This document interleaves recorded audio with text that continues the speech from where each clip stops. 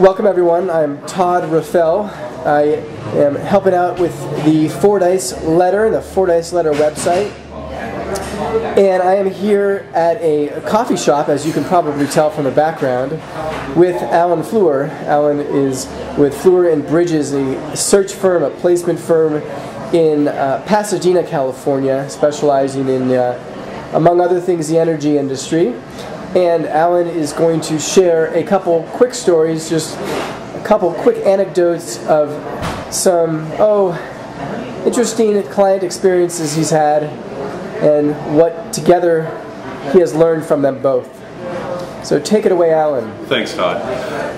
The first one was an interesting story with a Chicago division of a global consulting firm. We were doing an energy search for a partner level position. Turned out the HR rep didn't want us to talk to anybody but them. Turned out they were lying to us about presenting the candidates, and even tried to strong-arm us with the national HR person. We had a conference call with the hiring manager partner, the national partner, and the HR rep, and we smoothed it out. We maintained a good relationship with the hiring partner, and he really championed us.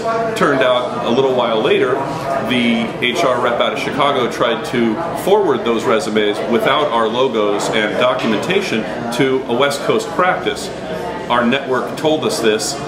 We called back to the HR person in Washington, D.C., the national partner, and let him know this.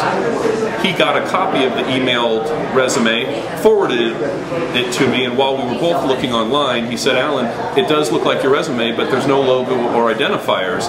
Well, we protected ourselves a little bit and said, why don't you go into File, Properties, and sure enough, right there, this HR rep out of Chicago forgot to look in the properties. It was our name, our information, and the HR director in DC was kind enough and understood that he called us back a half hour later and said, "I'll give you an address, send me an invoice, and we'll be doing just fine." Sounds like you were well prepared for that situation.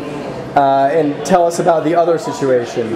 Well, when California deregulated its electricity markets, they had a fast startup in Los Angeles, and we helped place 30-plus people, including many of the director-level positions.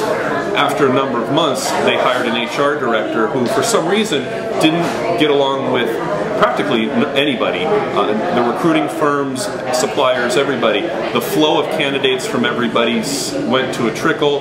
He accused every agency of doing various things. We had placed the chief information officer and met with him, with the HR person, to smooth some things out, and it turned out okay. Funny ending to this story is we did get a lot of the business back, and afterwards the HR person had left. We got a telephone call some months later. I'm sure everybody gets one of these now and then. "Hey, Alan, this is so-and-so. I was the HR director. I'm looking for a new opportunity. Don't you remember we were really good friends and did this wonderful business?"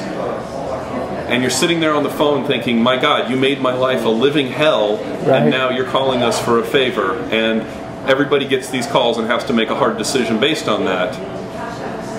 Other than things that are pretty clear, like to carefully document your digital documents and whatnot, what else did you learn briefly that when you combine both of these and other situations, what did you learn?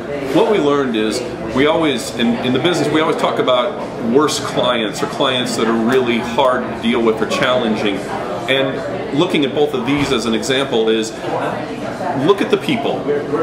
It may not be a client issue. It may just be a relationship with one person that might give you pause, might make you afraid to make the call to them. What we learned is having multiple relationships in a client, having good relationships, doing your follow-up. This is a people business, and you might want to think it's a bad client. It might just be one person that you need to work with, and then work through that with other people to be successful. Thanks, Alan. Appreciate it, and hope your search business continues to go well in the weeks and the months to come. Great being here, Todd. Thank you. Thanks.